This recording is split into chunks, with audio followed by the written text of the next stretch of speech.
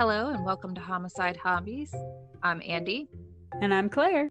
and we're here to talk about some of the disturbing things that go on in the world, past and present. We feel like not knowing doesn't mean the crazy doesn't exist. So we're going to scar you with the knowing. Enjoy. Well, Claire, what do you got for us today? What kind of nonsense, shenanigans, hoopla do you got? You're real extra weird today. That's uncalled for. But today, we're headed to the state whose motto is Eureka! No guesses?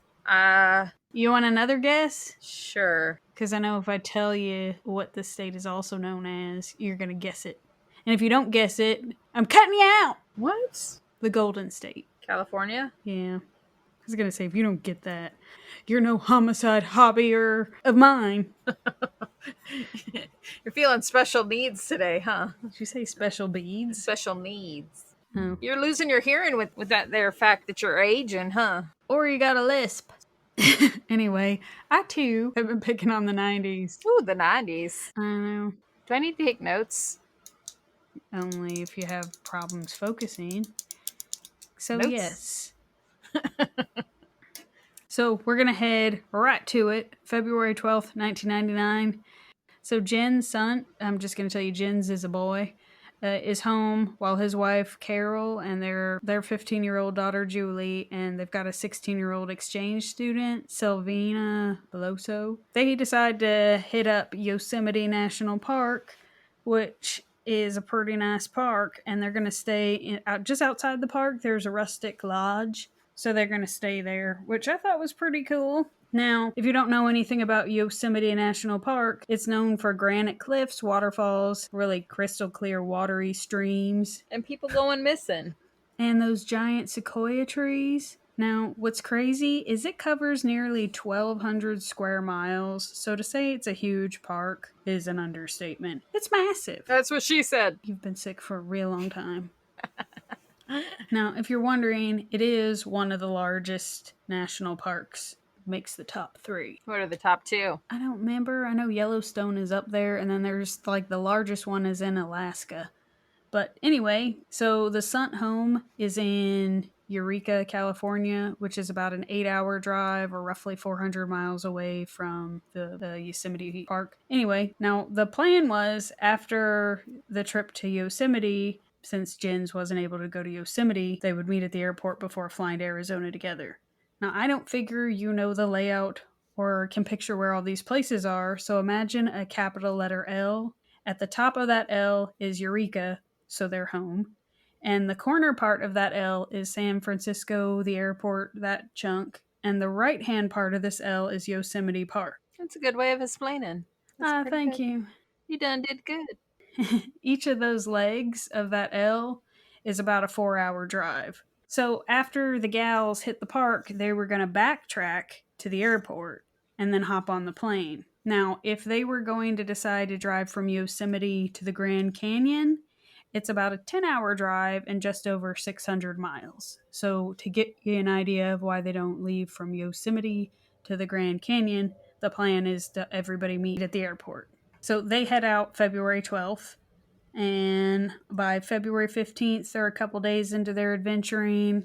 They have a day of hiking, meeting other hikers, other travelers, just really taking in the park. And I've got to say, after doing research on Yosemite, I think I'd want to go see it because it is actually, it's just stunning and it looks fake. So I can see where you would spend a few days there because it's such a big place and there's so many different areas to explore.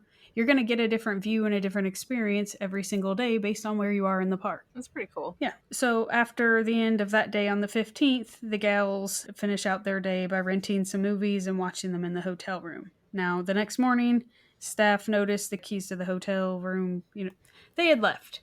Their car's gone. The keys to the room are in the hotel, and they had done like the advanced checkout the night before.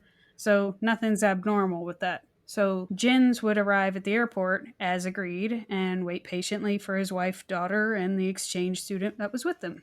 Now, after a little while, he doesn't see them, So he calls the hotel to see if maybe they changed plans, or maybe they were deciding that they were having such a great time with their adventuring that they were just going to drive to the Grand Canyon. Which, just on a side note of, if that was what they had planned, that would have been a huge what the fuck. You don't tell somebody you're going to meet them at the airport and then drive a 10-hour trip. But just seemed a not nice way to travel with someone. But he calls the hotel and they aren't there. So now he's worried because he doesn't know where his wife and the girls are. So the next day he'll roll around and he still hasn't heard from Carol. And now, since the last place the three were known to have been was at the national park, it's going to fall under the jurisdiction of the FBI since it's a national park. Now, they would reach out to the local police and park rangers as resources since the park is so humongous in order to see what they can find, because at this point, nobody knows anything. Did they go and for a hike and then have an accident? Did they get lost? Or did something nefarious happen to them? No one knows. Now, unfortunately, nothing turns up, and they are just 3 more people added to a long list of missing people. And can I just say how incredibly awful for not only Jen's, but the family to the exchange student to just not know what happens to someone. And I realize that happens pretty regular, that people just don't have answers and will never have answers, but to just know nothing? Did they fall off a cliff? Like, what happened? Yeah, it's sad. March 18th would roll around, and a hiker would find Carol Sunt's rental car. It had been set on fire, and when police opened the trunk, they would find the burned bodies, who were later identified using dental records to be those of Carol and Sylvina. Now, Carol had been strangled with a rope and then shot. Sylvina was raped and then shot before their bodies had been burned inside the vehicle. But there was no Julie there. Naturally, a search of the area would be done, but nothing would turn up to answer any questions or head any direction with this case of where is Julie. A couple more days would pass and the FBI would get a note, supposedly from the killer, that included a hand-drawn map pointing towards Lake Pedro. Now, at the top of the note, it would say, "Had fun with this one." Oh. Now, Lake Pedro was 30 minutes west of where the car was found. They would head to that area and search it and would find Julie's body. It was very badly decomposed. Now, she hadn't been burned, but her throat was slashed and she had been raped. Months would go by and the FBI would really dig in to try to catch this sick fuck, since now they know it wasn't an accidental death. Some serious shit went down and they need to catch this disgusting person who did this. They would bring in known sex offenders in the surrounding counties. They would interview the employees and staff of the lodge where they had stayed, but with every interrogation, they came up empty-handed. Then on July 22nd, Yosemite Park Rangers take a call from a feller who's worried about his friend, Joey Armstrong. Now, Joey's a girl. But Joey lived in a little town just inside the park and was supposed to meet her friend, and she just never showed up. Not only that, but she wasn't answering her phone, so he was worried. Oh. So the Rangers head over to do a welfare check at her house, but they don't find anything there either. So they decide to just kind of check around the property just in case, and they find 26-year-old Joey just inside the tree line, stabbed to death and decapitated. Oh, gosh. Now, fortunately for small towns, there was a witness to a strange car being outside Joey's cabin the day she was killed. A blue 1979 International Scout. They were able to track down the owner of that car to be 38-year-old Cary Stayner, who happened to be the handyman at the Yosemite Cedar Lodge and made him the #1 suspect. I watched a special on this. No, you did not. I did. There's also a movie. It's like Lost in Yosemite or Disappeared in Yosemite. Yeah. I remember, didn't his brother was... Let me tell the story, ma'am. All right. Don't guess ahead. Some people haven't heard this story. It's not guessing. I done watched it. Yeah, but your brain hole clearly leaked some information out. So before you get it wrong and confuse the people listening that don't know this story.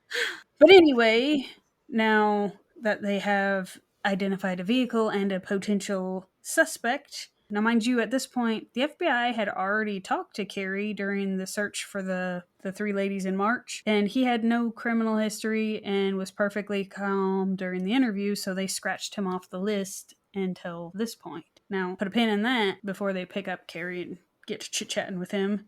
A little about Cary. So he was born August 13th, 1961. He's the oldest of five. He had three sisters and a brother. Now, by the time he's three, he's diagnosed with trichotillomania. Any guesses as to what that fancy word means? Miss, I've done heard this before. What? You're not going to guess? No. Do you want me to guess? Fine. It's the compulsively pulling your hair out, usually triggered from anxiety, but like to the point where you pull it out at the roots. I don't remember that in the special. Well, good.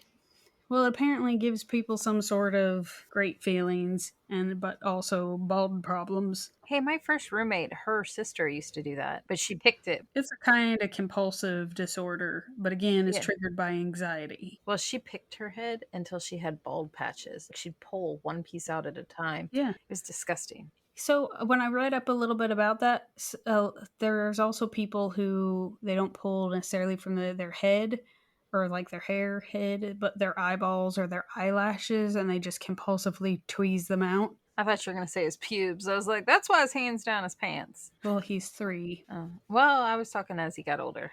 But anyway, having this sort of compulsion, which it will end up making him the target for bullies. It'll also mean he's going to be a chronic baseball hat wearer and suffer from a whole lot of bullying. He is a smart guy, so he does well in school. He's very creative. I mean, Let's just say one of my kids was tweezing out their hairs. I would shave their head for them so that it helped relieve the. I realize they're not going to be able to pull it from their head anymore, but I'd rather them pluck it from their arms than their head. But they're going to go for their eyelashes and their eyebrows. And if that's a source of relief for them, I feel like they need to have some sort of other anxiety reducing task than pulling out any hairs from anywhere. But in 1972, when Cary is 11, his 7-year-old brother Stephen would be abducted. I knew it. Now, don't get lost in this story because this is about Cary's brother, this story I'm going to tell you, and not him. But it's so fucked up, I have to tell you. So Stephen would eventually escape from the child molesting rapist that snatched him up, but it would be 7 years later. Now, when Stephen is 9 years old, the guy that had a living girlfriend, now mind you, he's raping him this whole time, so the 7 years are just molestation and raping. Poor baby. But when he's 9, the guy has a living girlfriend for 18 months that would also rape Stephen with him. What? Now, the woman had thought Stephen was his son and was unaware that he was kidnapped, and I did the whole, I don't understand how that's supposed to be made better. But apparently, if you're aware a child is kidnapped and do nothing about it, you can end up going to jail for up to 3 years. So I think that was like a Good. But it's still okay. You still raped Sexually abused him? a child Yeah. with. I just couldn't wrap my head around the what. What is wrong with these people other than they're pedophiles? But not to delve too far into this story because it's, 7 years of somebody's tragedy. There were other people involved with this. It was like a pedophile ring of just scooping up these children. Yeah. I didn't know it was a ring.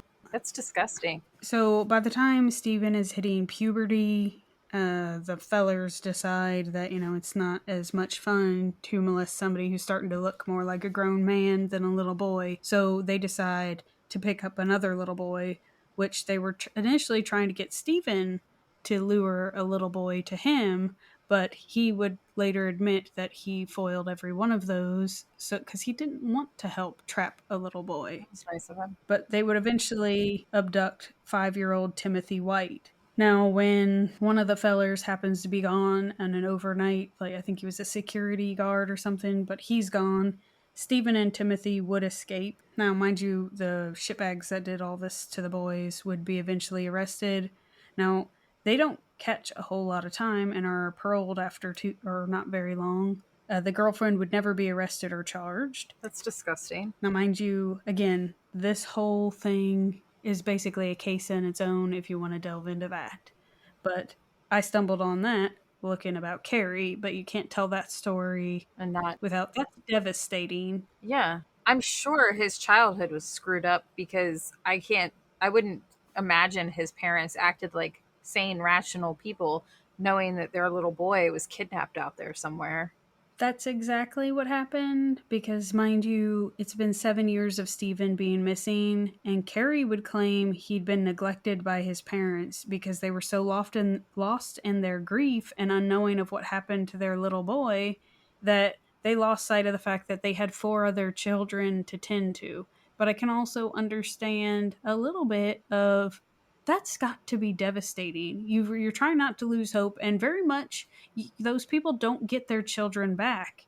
So not only is he feeling that neglect of with Stephen being gone, and I think some people will probably in their head just be like they're dead and that's how they move on. But then when 7 years later ends and Stephen pops up because he's able to escape, there's a media frenzy, and once again, Cary feels tossed to the side and stuck in the shadows of all the attention his brother got.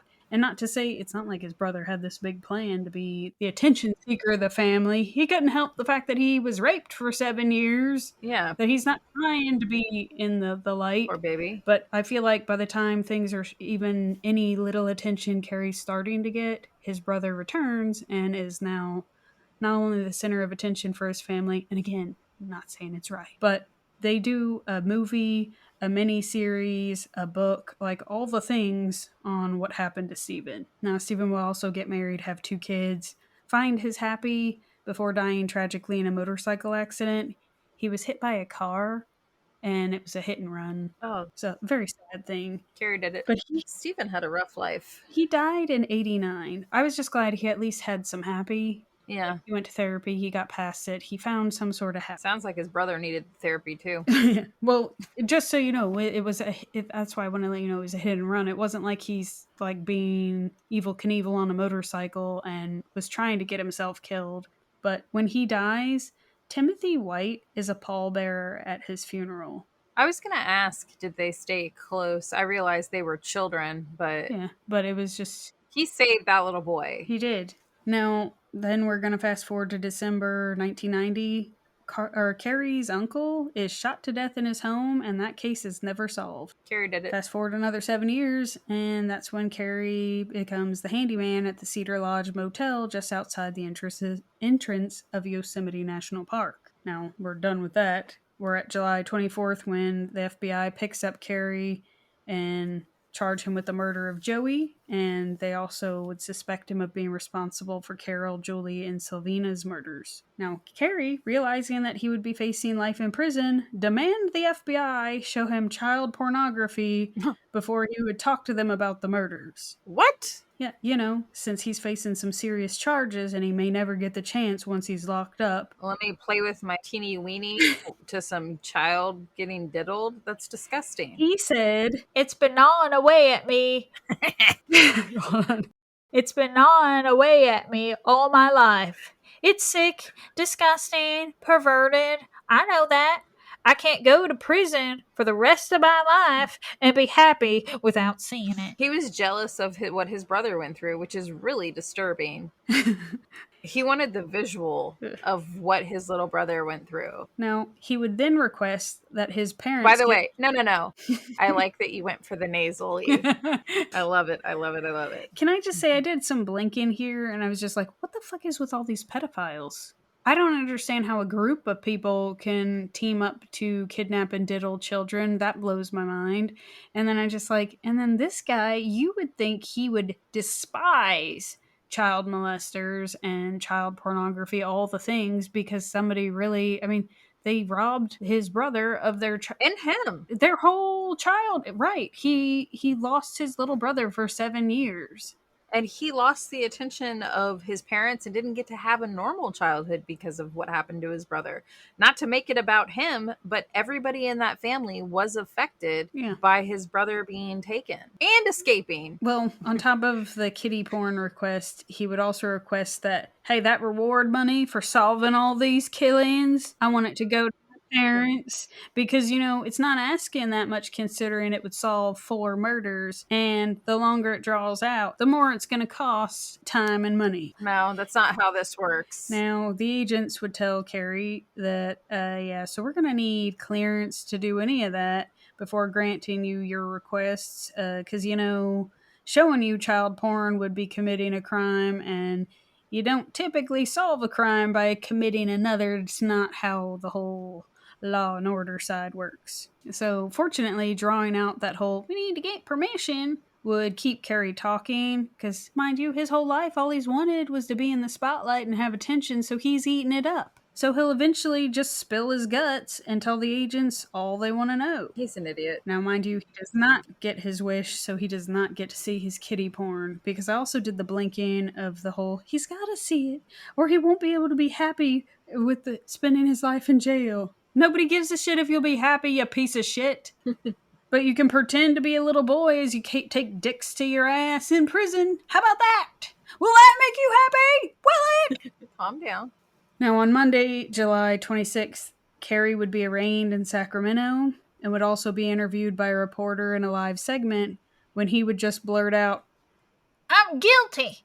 I murdered Carol Sunt, Julie Sunt, Sylvina Peloso, and Joey Armstrong." He would go on to describe that he had strangled Carol and Sylvina in their room at the lodge and then took Julie to Pedro Lake as the sun was coming up and raped and killed her there. Now, with Joey, he said he hadn't planned to kill her, but he was just overcome with the urge to kill. So he struck up a conversation with her, then forced her inside her home at gunpoint. Then he tied her up, gagged her, and dragged her out to his truck. But Joey managed to escape and went running to the woodline. He gave chase and caught up with her, and began stabbing her to death before deciding to remove her head. It's disgusting. Now, when the trial starts, he would be facing the death penalty. Now, Cary would have the defense that he was insane and had demons inside him. That's why he done did what he did. No, he wanted a penis inside him. Now, the confession to the FBI would be played, and Cary would be heard saying that his brain hole was like a tennis match between the good thoughts and the evil thoughts. That sometimes he would think about world peace, but then that thought would suddenly turn into just killing everybody. And then this was the first time he'd shared those thoughts out loud, and it was just a mighty big relief for him. All the while, the agents would be saying, he's not a bad person, just troubled, and he should be a stand-up man and a hero, in order to coax out his confession, which does work. Now, mind you, before he confesses, that's when he asks about the kitty porn, and the FBI agents would tell him blah, blah, blah. And then they'd also tell him, well, in order to accept your confession, we got to know something about the murders that no one else would know. So Cary would describe the note that he had sent with the drawn map that he sent to the FBI.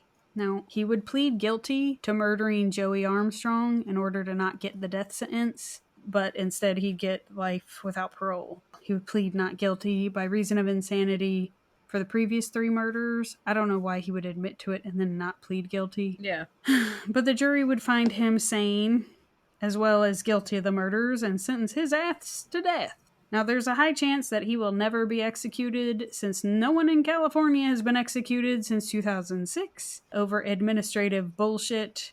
I say, since they have so much overcrowding, send his ass to Texas and let them pull the plug. Right. Now, mind you, after all of this, Cary is listed as the most likely person to have killed his uncle, especially since he was living with his uncle at the time of his death. And he'll also say, like in his defense trial, he doesn't mention being the murderer of his uncle, but that he's so fucked up in the head because when Stephen went missing, his uncle was molesting him. And I don't believe him. I think it's easy to say after somebody's dead, not to say it's not possible, but I think it's more likely he saw all the attention his brother got from being a rape victim, and he was just grasping at straws to see if he could get away with being bad because something happened to him.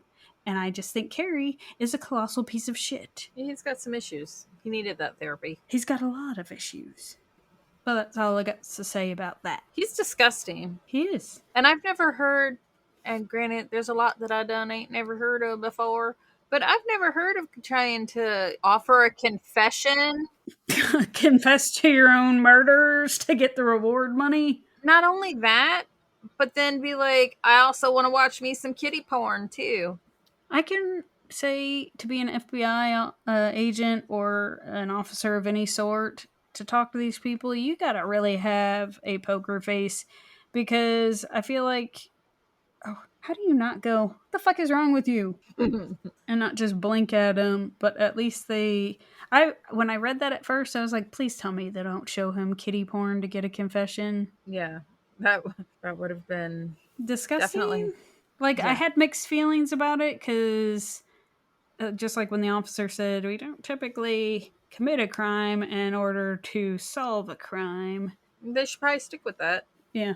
But at least Cary so desperately wanted attention that he was willing to squeak. Man, he was seriously like deprived of as a child that he's willing to confess with no deal, but just he's enjoying the attention that much. But can you imagine how hard it would be to continue on with life? No. Even having the other children in the house, it's just like you'd still have Steven's stuff floating around. So I do believe he didn't get attention, but mentally you've got to be fucked in the head as a parent, because wouldn't you be like hyper worried about the rest of your children and then just snapped internally? Because it's not like you're grieving the death of a child. You don't know anything.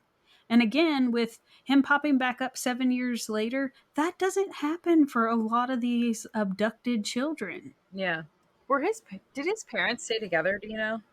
Not that it matters, but I'm curious. It's always interesting to me to know, like, when a kid is kidnapped or murdered, unfortunately, whether or not the parents, do they split or? I didn't delve into that one. Yeah. Mainly because I started going down a tunnel of way away from Cary and into the cesspool of pedophiles that were involved with Steven's abduction.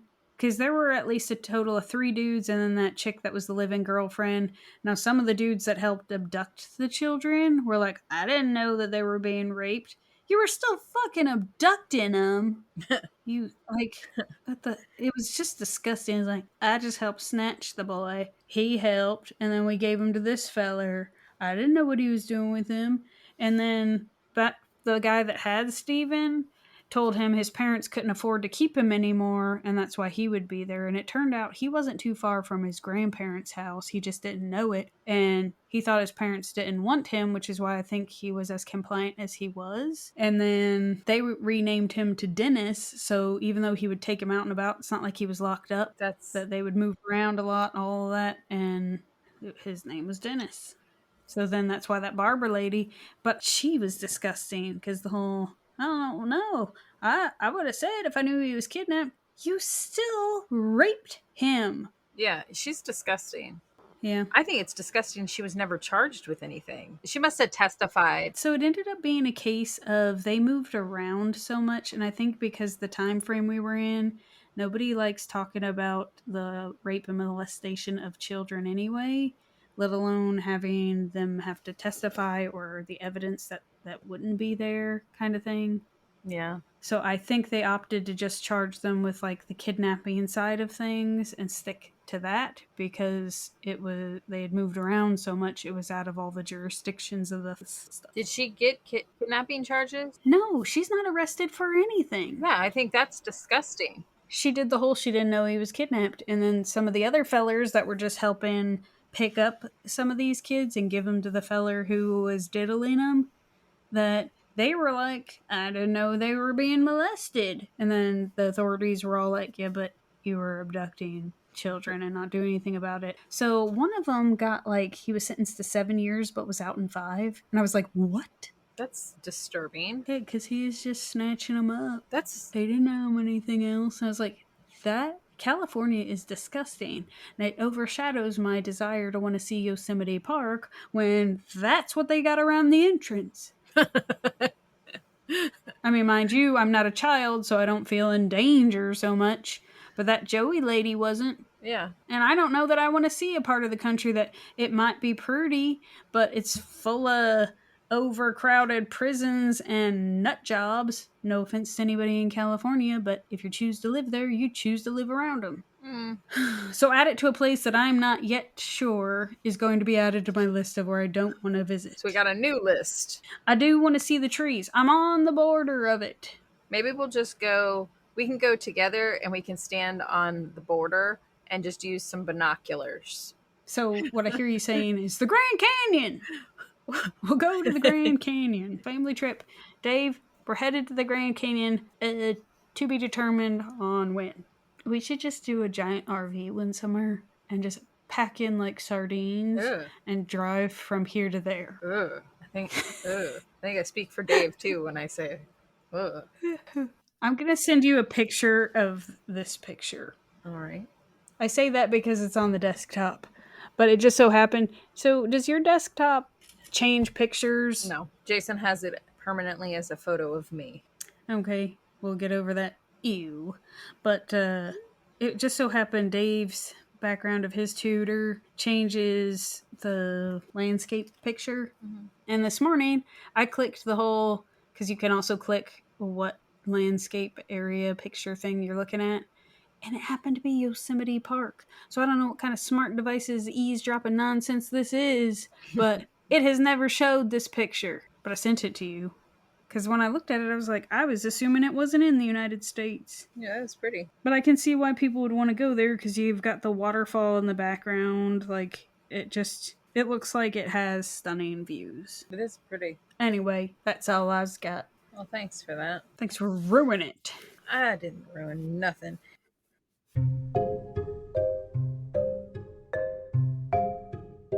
We hope you enjoyed today's episode of Homicide Hobbies. If we made you laugh, if we made you cry, or if we mindfucked you for the day, then we thank you for listening. Please write a review on whatever you're listening to us on. Tell your friends, tell your family, tell your coworkers. We're freaking awesome. And join us next week for another episode of Homicide Hobbies. I'm Andy. And I'm Claire. That's all we've got.